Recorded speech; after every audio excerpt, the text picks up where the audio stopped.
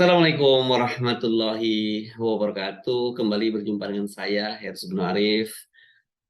Pernyataan Ketua KPU Hasyim Asyari bahwa yang meminta agar para bakal calon anggota legislatif tidak terburu-buru untuk menebar baliho dan kemudian belanja iklan karena ada kemungkinan sistem pemilu nanti akan kembali ke proporsional tertutup itu mengundang kecaman dari berbagai kalangan. Wakil Ketua Umum Partai Gelora, Fahri Hamzah, itu menilai bahwa Indonesia itu sedang mengarah pada negara totaliter. Dia menurut kata dia ini akan mengimplan atau mengadopsi negara-negara sistem di negara-negara otoriter dan meniru gaya partai komunis. Hal itu dikatakan oleh Fahri Hamzah melalui pesan suara yang ditampilkan dia di akun media sosial TikTok. Kalau betul memang Ketua KPU didorong oleh partai politik untuk mengakhiri pencoblosan nama calon pejabat, khususnya wakil rakyat yang akan kita pilih, itu berarti memang kita sudah masuk ke dalam era partai politik ingin menjadi partai komunis yang menguasai dan mengontrol seluruh pejabat publik, khususnya anggota legislatif. Sebab dengan pencoblosan nama partai, maka ketergantungan pejabat publik kepada pengurus partai yang menentukan nomor urut dan keterpilihan akan sangat tinggi sekali. Itulah yang menyebabkan kemudian wibawa mereka dalam negara akan sangat besar sekali. Sebenarnya ini adalah tradisi komunis. Menurut saya ini krisis besar yang dihadapi oleh semua partai politik karena memang mereka tidak meneruskan tradisi berpikir demokratis. Partai-partai ini hanya mau kekuasaan, tapi tidak mau berpikir, tidak mau pengetahuan. Saya kira ini harus menjadi wake up call bagi kita bahwa sistem totaliter ingin diimplan secara lebih permanen di dalam negara kita. Berbahaya sekali. Saya mencoba menghubungi Fahri Hamzah, ternyata dia saat ini tengah berada di Tanah Suci Mekah untuk melaksanakan umroh dan dia mengaku akan menjalani tawaf wada atau tawaf pamitan dan setelah itu nanti dia akan coba berbicara. Nah, apa sih sebenarnya yang disampaikan oleh Ketua KPU pada waktu itu? Ketua KPU kan menyatakan bahwa saat ini ada sejumlah kader dari partai politik yang mengajukan judicial review ke Mahkamah Konstitusi dan dari pengalaman dia, menurut dia itu kemungkinan besar apa yang mereka ajukan ke Mahkamah Konstitusi itu dikabulkan dan kalau dikabulkan maka Indonesia itu akan kembali menggunakan sistem proporsional tertutup setelah sebelumnya menggunakan sistem proporsional terbuka. Ada kemungkinan, saya belum berani berspekulasi ya, ada kemungkinan kembali ke sistem proporsional daftar calon tertutup. Maka dengan begitu menjadi tidak relevan. Misalkan saya mau nyalon pasang gambar-gambar di pinggir jalan menjadi nggak relevan. Karena namanya nggak muncul lagi di surat suara. Dan nggak akan nyoblos lagi nama-nama calon. Yang akan dicoblos hanya tanda gambar partai politik sebagai peserta pemilu. Sehingga dalam banyak diskusi sering kami sampaikan, kami berharap kita semua menahan diri untuk tidak pasang-pasang gambar dulu. Siapa tahu kemudian sistemnya kembali tertutup. Sudah lumayan kan belanja-belanja untuk pasang baliho, iklan-iklan, nggak tahunya namanya nggak muncul di surat suara.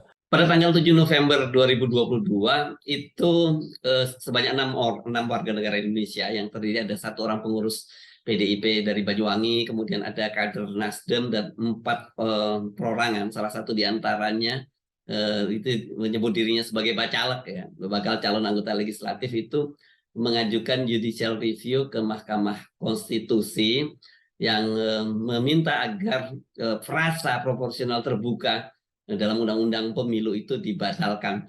Sebab menurut mereka ini proporsional terbuka ini menunjukkan kekuatan perorangan. Peranan individu sangat besar, padahal mereka memakai mesin parpol. Dengan begitu, dengan sistem proporsional terbuka ini mengarah ke populisme tanpa seleksi dan kaderisasi. Ini agak mengejutkan ya kalau kemudian mereka ini, perorangan individu ini mengajukan soal ini karena sebenarnya yang sangat berkepentingan dengan sistem proporsional tertutup itu adalah pengurus partai. Kalau tadi PDIP ya, itu salah satunya pengurus PDIP di Banyuwangi.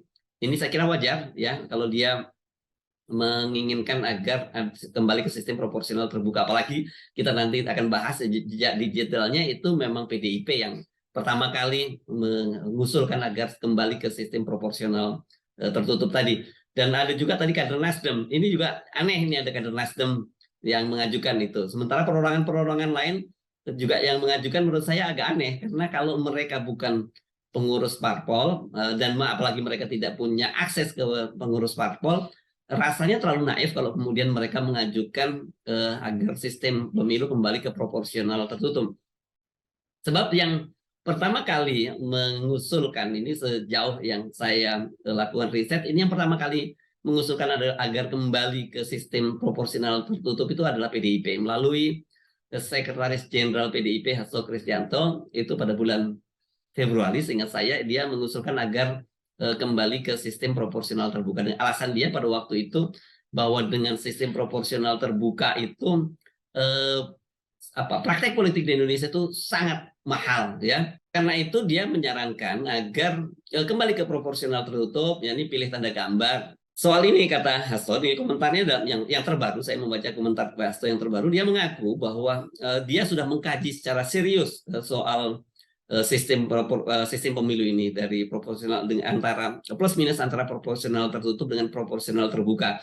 Ya, kajian serius ini kemudian dia tuangkan dalam disertasi doktornya di Universitas Indonesia. Bagaimana reaksi dari partai-partai politik? Sekjen Nasdem, Johnny G. Plate, itu dengan tegas menolak soal kembali ke proporsional tertutup itu dan menilai Ketua KPU itu offside. Nah, ini menarik ya, kalau Sekjen Partai Nasdem menyatakan bahwa menolak tegas. Kalau gitu tadi atas nama siapa kader Nasdem yang mengajukan gugatan atau permohonan judicial review ke Mahkamah Konstitusi ini? Karena saya kira bahwa partai seperti Partai Nasdem yang relatif baru ya, relatif partainya itu belum sekuat PDIP, dengan proporsional tertutup itu ya lebih berat, karena selama ini kelihatan sekali bahwa Nasdem itu suksesnya mereka masuk ke parlemen dengan kursi yang cukup banyak itu karena kerja-kerja dari para calegnya. Kan banyak sekali kita tahu di Nasdem ini nama-nama populer yang masuk, dan banyak juga diantaranya mantan kepala daerah atau anak dan istri keluarga kepala daerah. Dengan begitu memang Nasdem ini sebagai partai itu lebih mengandalkan kinerja dari para calon anggota legislatifnya. Jadi kalau seperti tadi ada kader yang mengajukan permohonan judicial review sistem proporsional tertutup, jadi agak aneh. Johnny G. Plate juga mengkritik keras pernyataan Hasim, dan dia menilai ini dianggapnya sebagai penggiringan opini, dan dia menilai bahwa dengan cara begini nantinya pemilu 2024 ini baunya amis gitu ya.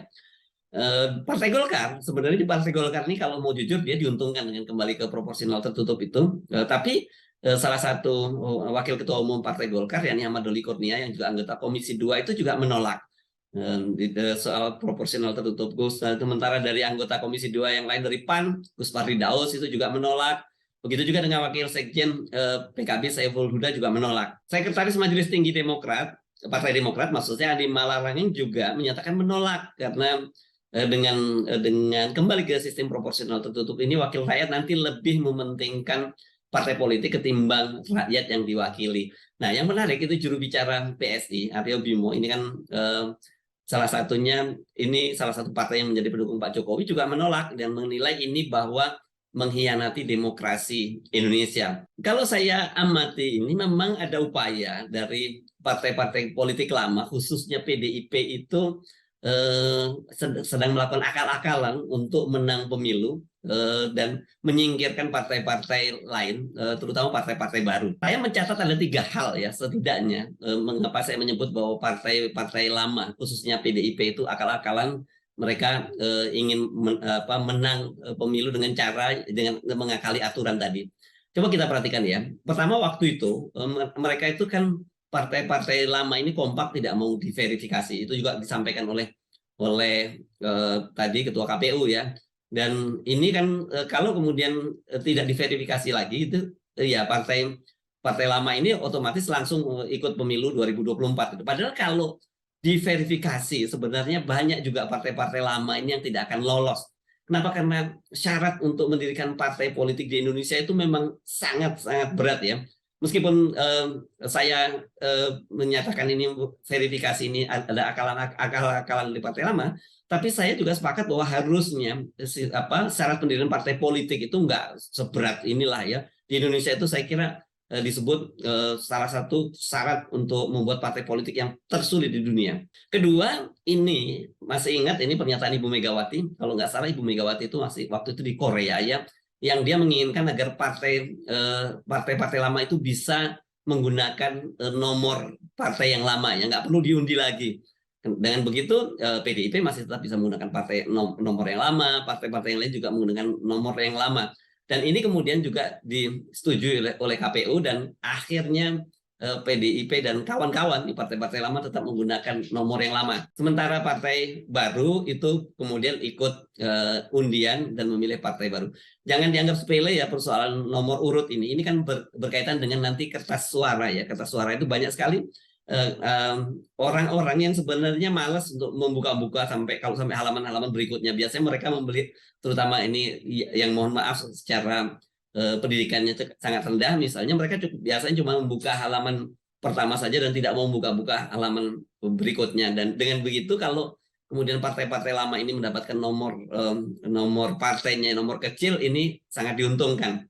Nah, ya sekarang yang ketiga itu tadi mereka menginginkan kembali ke proporsional tertutup. Dengan proporsional tertutup ini partai lama akan menang ya, dan karena itu karena brand partai mereka itu lebih kuat dibandingkan dengan partai-partai baru. Partai baru itu akan kesulitan menjual tokohnya karena yang dijual itu nanti di dalam kertas suara itu tidak ada lagi nama-nama calon anggota legislatif. Yang dijual adalah logo parpol, dan pengenalan publik terhadap partai-partai lama ini kan sudah lebih nancep di back mind-nya gitu. Jadi mereka akan hanya memilih partai-partai lama, padahal mungkin saja dari sisi calegnya partai lama itu tetap mengusung para caleg yang ya ini old fashion ya, bahkan kemudian mungkin juga mereka ini punya cacat secara politik dan sebagainya, tapi karena menjadi hak prerogatif dari partai politik ya apa boleh buat, kemudian orang memilih itu. Karena itulah disebutnya sebagai membeli kucing dalam karung ya. Nah, sementara bagi partai baru ini kan mereka belum cukup melakukan sosialisasi. Ini sosialisasi partai-partai baru ini tidak mudah. Tetapi kalau dengan sistem proporsional terbuka dan mereka mungkin partai-partai baru itu punya tokoh-tokoh yang cukup kuat, kalau kita sebut misalnya dua nama, Partai Gelora dan Partai Umat. Misalnya di Partai Gelora ada nama Anies Mata, ada nama Fahri Hamzah, ada nama Mahfud Siddiq. Ini adalah tokoh-tokoh politik yang sudah cukup dikenal. Ini relatif mereka bisa menjual nama-nama mereka ke para pemilih. Begitu juga di Partai Umat gitu. Katakanlah saya tidak tahu apakah Pak Amin Rais juga akan nyalek atau tidak, tapi banyak saya kira tokoh-tokoh lama Partai Umat yang bisa dijual di luar nama Pak Amin Rais. Nah, dengan kembali ke proporsional tertutup ini ya mereka tidak punya kesempatan untuk menjual nama calegnya. Jadi sekali lagi nanti rakyat itu ya tinggal digiring ke TPS untuk memilih partai politik. Nah, yang juga catatan lain dengan kembali ke sistem proporsional tertutup itu oligarki parpol itu makin kuat ya. Kenapa? Karena yang menentukan untuk jadi anggota legislatif atau tidak itu sejak awal itu sudah ditentukan oleh partai politik, karena mereka yang akan menjadi calon legislatif itu adalah nomor urut yang nomor-nomor yang saya sebut kemarin, kalau di dalam pada masa Orde Baru disebut sebagai nomor peci ya, artinya nomor 1, 2, 3 itu yang peluangnya untuk terpilih sangat sangat besar. Sementara nomor berikutnya itu sangat sangat berat ya. Nah, yang lain juga tidak ada keterikatan caleg dengan pemilih ya, karena mereka ini merasa nggak ada gunanya mereka membangun engagement, membangun keterikatan dengan para pemilih, karena yang paling penting buat mereka itu adalah nyantol pada pimpinan parpol, khususnya ketua umum. Ini yang dulu disebut sebagai kader jenggot ya, mengakar ke atas, tidak mengakar ke bawah.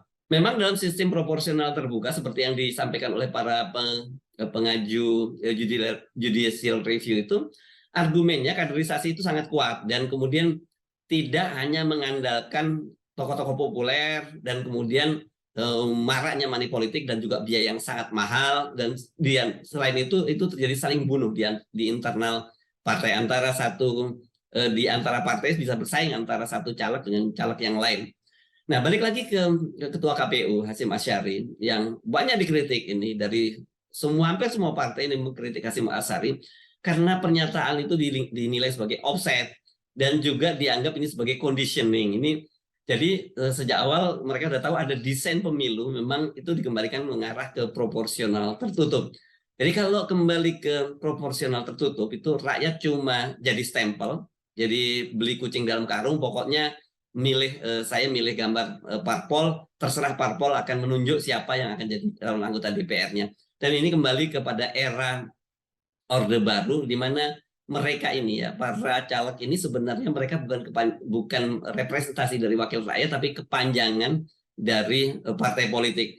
Dan dengan cara begini makanya tidak berlebihan tadi kalau Fahri Hamzah menyebut bahwa ini kembali ke sistem totaliter karena peran dari ketua umum partai itu sangat-sangat kuat. Dan kita tahu misalnya Gelora ini juga punya gagasan agar tidak ada fraksi di sana dan tidak ada budaya recall. Karena sekarang ini meskipun dalam sistem proporsional terbuka, tetapi partai politik juga sangat kuat karena ada budaya recall. Jadi seorang caleg kalau tidak melakukan kesalahan atau tidak disukai oleh pimpinan parpol itu bisa di-recall atau pergantian antar waktu, ditarik, diganti dengan calon yang lain.